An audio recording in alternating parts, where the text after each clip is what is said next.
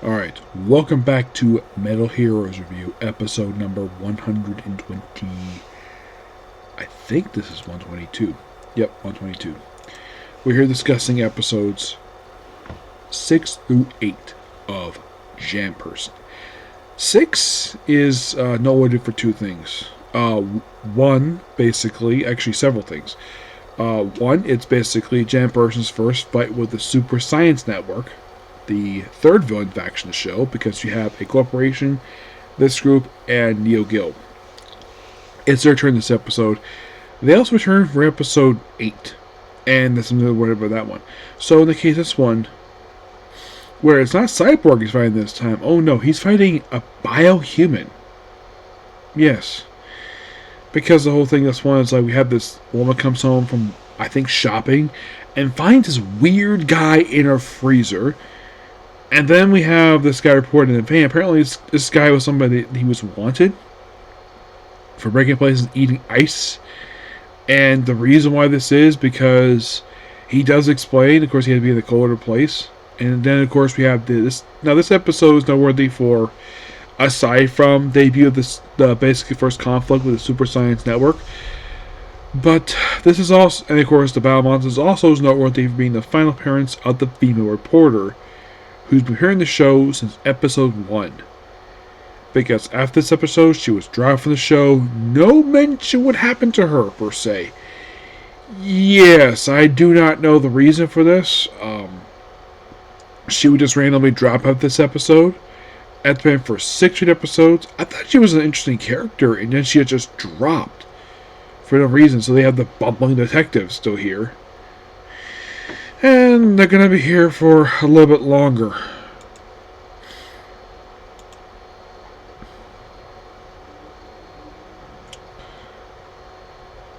You're probably thinking, like, how much longer we have the bumbling detectives appear here.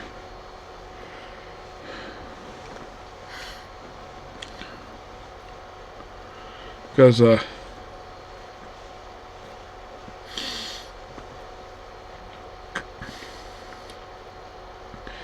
so, the reviewer, Ai Wakabayashi. Yes. It's like she said, placed in her stage as one, and then, like I said, it just dropped after episode 6. And she missed only one episode. She missed only 5. She was in the first 4 episodes, missed 5. I think I remember her appearing in 5. As for the Batman the Police Department, when does he get dropped from the show, you might ask?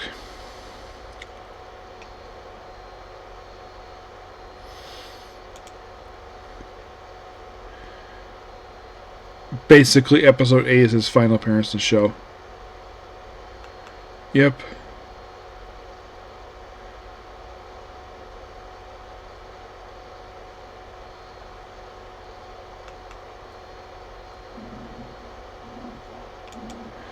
As for his partner, meanwhile, though,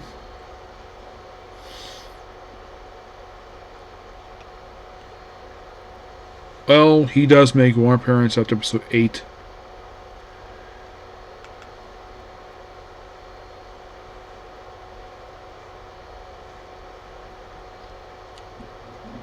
I'm guessing probably the reason why that they didn't feature them. I mean, definitely featured in episode 6, both of them. But as for why not feature episode 7, not really sure. Because it's like, yeah, let's just randomly drop these characters from the show for no explained reason.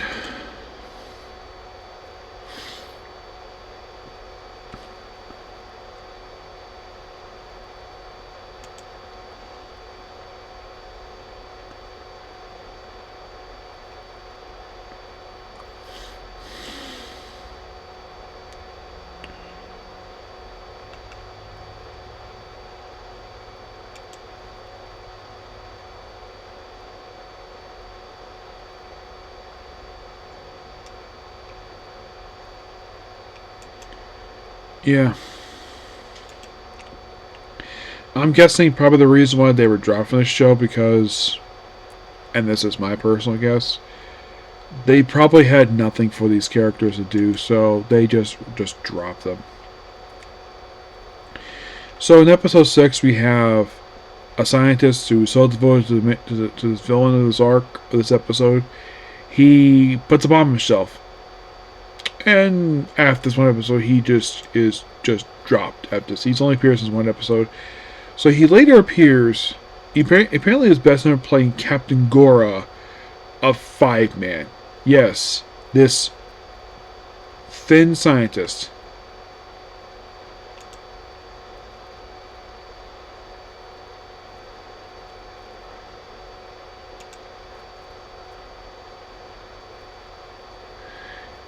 Played kind of in a way one of the big generals of 5-Man. Yep. And he appears for this one episode. Yes. And as for the Biomonster, first one they fought in the show, he only appears in this one episode, played by Joe Ondra. And this is interesting about him. So, the guy who played the Iceman is the son of the creator of Kamen Rider, Shigeru Ishimori. I'm like, interesting. Yeah, he's easily basically turned into a monster and he gets melted by the end of the episode. 7, meanwhile, though, it's basically Takui's turn, and he sends out this weird guy who comes out. It's also like a subplot of this one. Oh, by the way, this episode is noteworthy for 7. I think it's 7. I think it is. Where debuts the Jan stick, the thing he pulls out of his arm, and the knee kick missile. Yep. So, he's a very flamboyant guy, comes out of a suitcase, and apparently brainwashed the little girl to steal a diamond. Because the villain of this episode wants it for some reason. For his collection. And has this guy appeared in other shows? As a matter of fact, he has. He apparently played a couple of characters in previous shows. He basically is known for playing just minor roles in Tokusatsu. In Kamen Rider,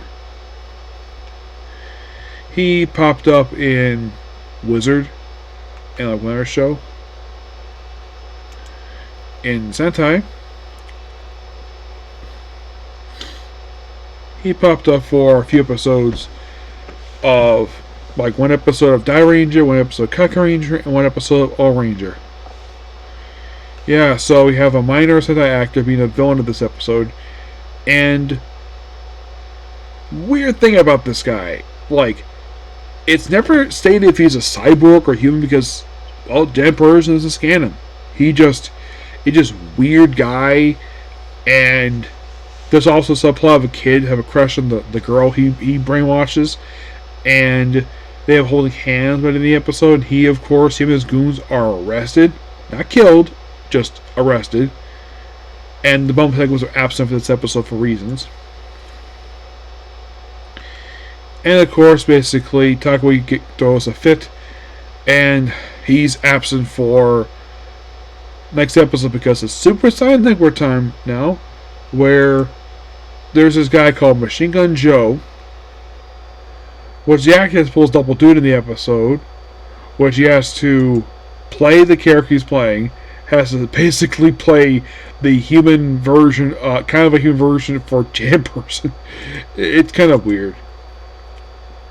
And the guy himself only appears as one thing. Though, of course, this episode is noteworthy for having this guy here called Dr. Sonjia. This guy has so much character. Even though he's a one-shot character, I found this character to be so fun. He's like, ooh, I'm from the Super Science Network. I'm Dr. Sonja. And the guy who plays him is... Okay, his actor's name is Kenichi Endo, who 1 year after this episode aired will appear in Kaku Ranger as Junior Noble. He actually returned to that character just a couple years ago. And he is fantastic in this episode. He is by far the best thing about this episode. It's like his cape is. It's like, yeah, this episode is also funny too. It's like at one point you have him cover this memory cell stuff. He goes, "Oh crap, not my face!" It's just so funny. I mean, he's almost like seeing him. It just brought a smile on my face because I really enjoyed Young Noble. I think he was a great character. I like his character. He appeared in the Decoration movie. Yeah, it's like he has so much a commanding performance. This guy, he is just fun. He did also appear in an episode of Exceed Draft. Yes, which came out just prior to this one. And aside being Young Noble in Kaku Ranger, he apparently, get this, he guest starred in an episode of Battle Fever J back in 1979.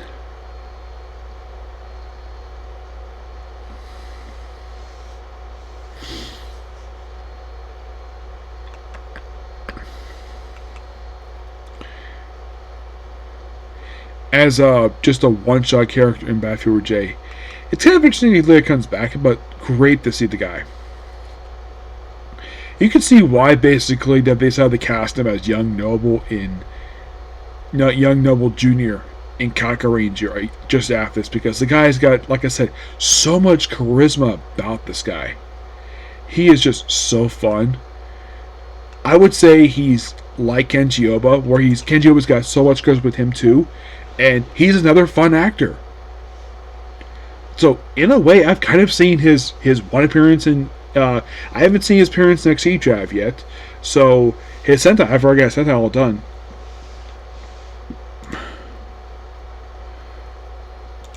He does a Wikipedia page. He is.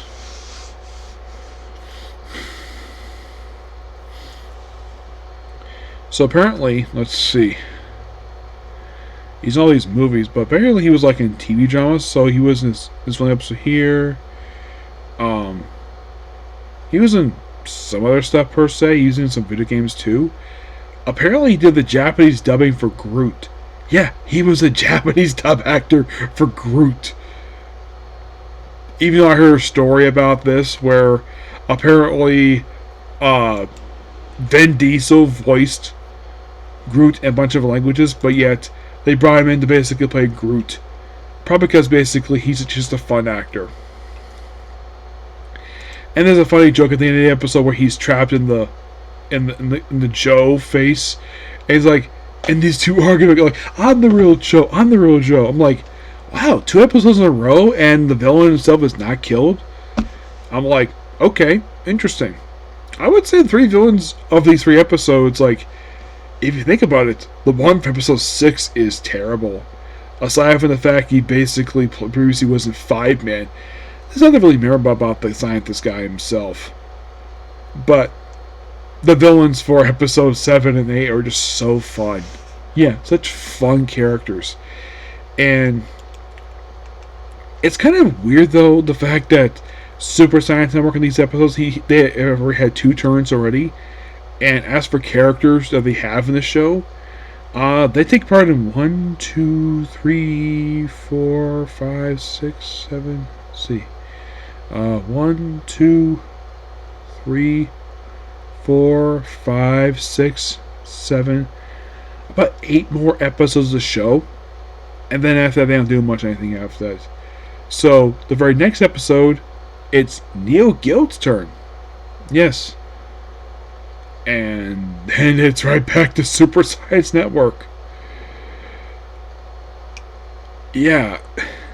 Like, okay. So, it's kind of weird, though, the fact that in these 3 episodes, I kind of wrapped up 2 characters, like, all their appearances, and that being Aki and Komori. Yeah, of course, Aki's last appearance was episode 6, while Komori's last appearance was episode 8. But it's like, I've never heard of another series like this where they have characters appear in a handful of episodes and then just drop for no reason. Because normally they have characters, supporting characters in these shows I've seen from other heroes, where they appear from start to finish. Yeah.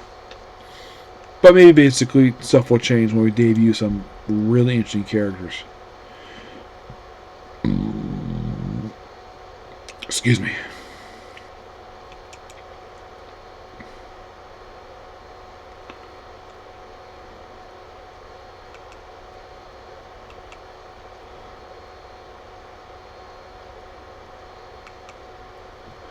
Which should be interesting to say the least.